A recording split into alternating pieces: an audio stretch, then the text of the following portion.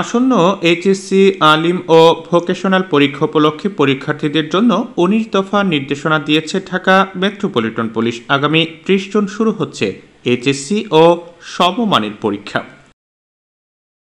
এ উপলক্ষে পরীক্ষার্থীদের সহায়তা করতে ঢাকা শহরের রাস্তায় কাজ করবে ডিএমপির কুইক রেসপন্স টিম।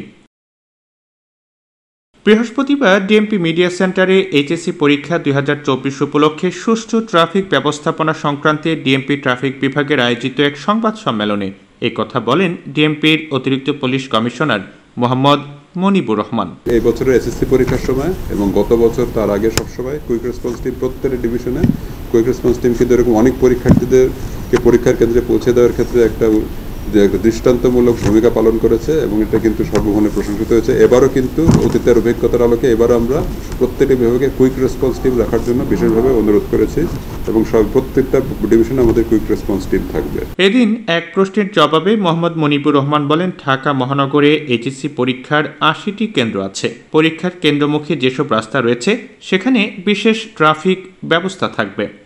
পরীক্ষা শুরুর পূর্বে কেন্দ্রে উপস্থিত হওয়ার জন্য পরীক্ষার্থী অভিভাবকগণকে সড়ক মহাসড়কের যানজটের বিষয়টি মাথায় রেখে পর্যাপ্ত সময় হাতে নিয়ে বাসা থেকে বের হওয়ার জন্য অনুরোধ করা হলো। বাসা হতে এমনভাবে বের হতে হবে যেন পরীক্ষা শুরুর ন্যূনতম ৩০ মিনিট পূর্বে পরীক্ষা কেন্দ্রে পৌঁছানো যায়। যে সকল সড়ক পারাপারে রেল ক্রসিং আছে তা বিবেচনা করে বাসা হতে সবাই নিয়ে রওনা দেওয়াটা বিশেষভাবে জরুরি। আপনার বাসার বা পরীক্ষা কেন্দ্রের আশেপাশের সড়কে যদি কোনো মেরামত বা সংস্কারের কাজ চলে তবে তা বিবেচনায় নিয়ে সময় মতো রওনা দিতে হবে। পরীক্ষার্থী এবং অভিভাবকগণকে সাবধানতা অবলম্বন করে যানবাহনে চলাচলের অনুরোধ করা হলো।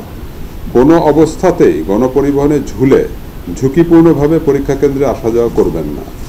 যে সকল পরীক্ষার্থী মোটরসাইকেলে পরীক্ষা কেন্দ্রে গমন করবেন তারা অবশ্যই নিরাপত্তাজনিত কারণে হেলমেট পরিধান করবেন।